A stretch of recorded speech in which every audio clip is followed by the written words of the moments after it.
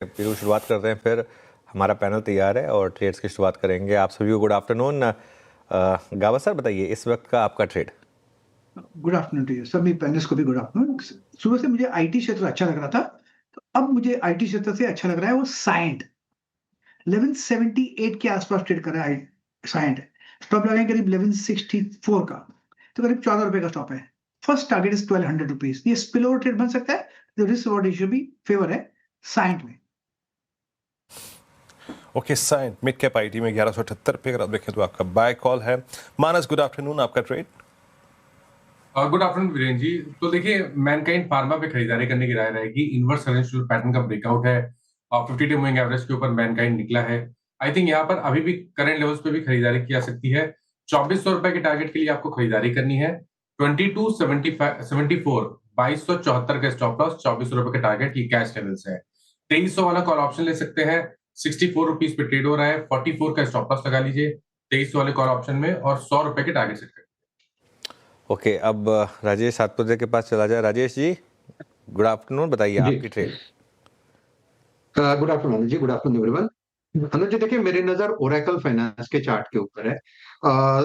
जिस तरह से ये पैटर्न बन रहा है, इट्स बुलिश एनगल्फिंग, और इसका अगर मैं सही ठहरा तो इसका टारगेट बनेगा पोजिशनली 8250 का। लेकिन हमें स्विंग ट्रेड लेना है, तो इसका पहला रेजिस्टेंस आता है करीबन 8050 पे से 8100।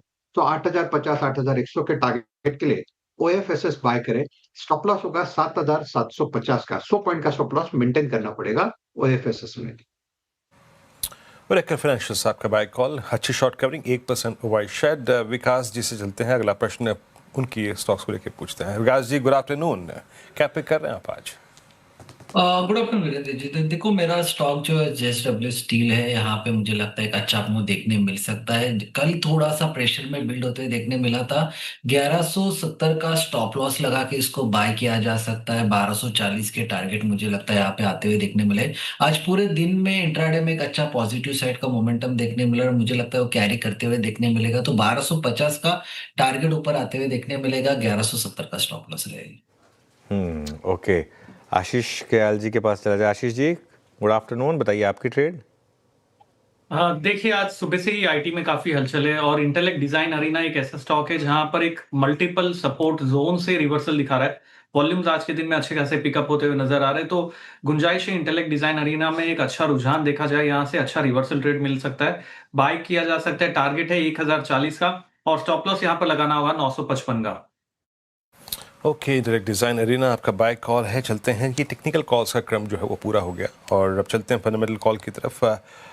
गौरांग जी मौजूद हैं हमारे साथ। गौरांग, नमस्कार, कार्यक्रम में स्वागत है। गौरांग, है तो बाजार थोड़ा सा अगर आप देखें स्केप्टिकल हायर लेवल्स पे, कभी आईटी में क्रैक, आज बैंक निफ्टी बैकफुट पे आ गया, but mid cap small cap फिर भी ठीक ठाक है। क्या चूज कर रहे हैं आप? अर्निंग्स और क्वार्टरली अपडेट्स में क्या पसंद आया? आज की कॉल क्या होगी आपकी? धन्यवाद वीरेंद्र जी, आपका सभी को प्रणाम और शुभ दिन हमारे तरफ से।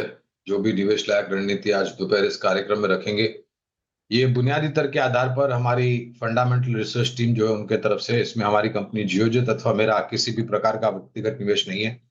ना ही किसी प्रकार का वित्तीय लाभ मिलता है, ना ही किसी प्रकार का कॉन्फ्लिक्ट ऑफ इंटरेस्ट। लेकिन इसी स्तर पर राय हमारे क्लाइंट्स को देते हैं तो संभवतापूर्वक उनका निवेश हो सकता है। तो देखिए, अनुमान ये बिजनेस अपडेट और जो भी आए, मेरे ख्याल से एफएमसीजी क्षेत्र के बैंकिंग एनबीएफसीज के सकारात्मक आए अब तक जो भी आए हैं। एडवांस टैक्स के आंकड़े भी मेरे ख्याल से बहुत जल्द हमें देखने मिलेगा। एक विकल्प जो हमने ढूंढा है वो है एसेट मैनेजमेंट कंपनीज में से दिग्गज कंपनी एचडीएफसी एएमसी।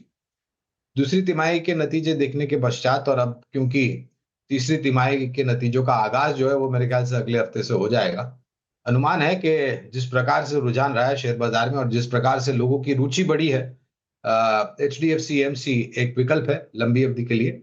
इस स्तर से शुरुआत कीजिए और गिरावट पर जोड़ते जाए। नजरिया मेरे ख्याल से अगर आपको लंबी अवधि का रखना है, कम से कम 1.5 से 2 साल का रखेंगे तो काफी अनिवार्य होगा। ओके, बिल्कुल, एचडीएफसी एएमसी यहाँ पर आप चाहें तो थोड़ा सा लॉन्ग टर्म का नज़रिया रखें। हाँ, गौरांग जी, गुड आफ्टरनून।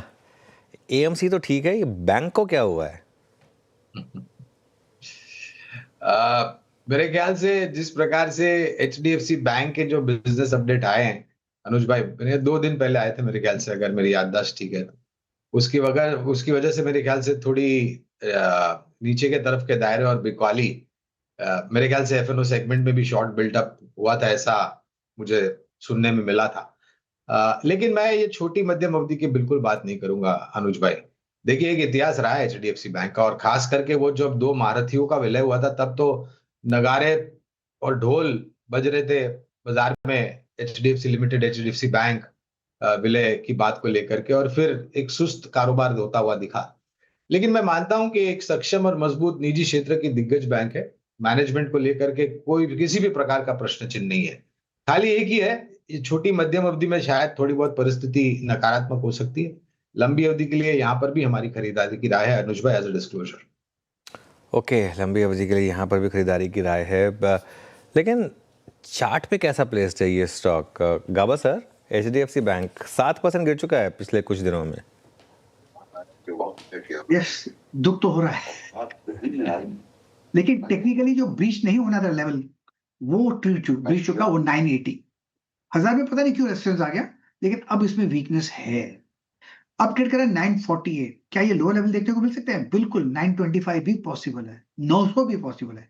ये 3 दिन की जो गिरावट है एचडीएफसी बैंक में, ये किसी बड़े प्लेयर्स ने बेचा है, इसमें और भी जब तक इसमें गिरावट रुकेगी नहीं, अप्पू का सोच भी नहीं सकते। अब तक तो वीक है एचडीएफसी बैंक। और डिस्क्लेमर, ये स्टॉक मेरे पोर्टफोलियो में लॉन्ग पोर्टफोलियो। ओके, चलिए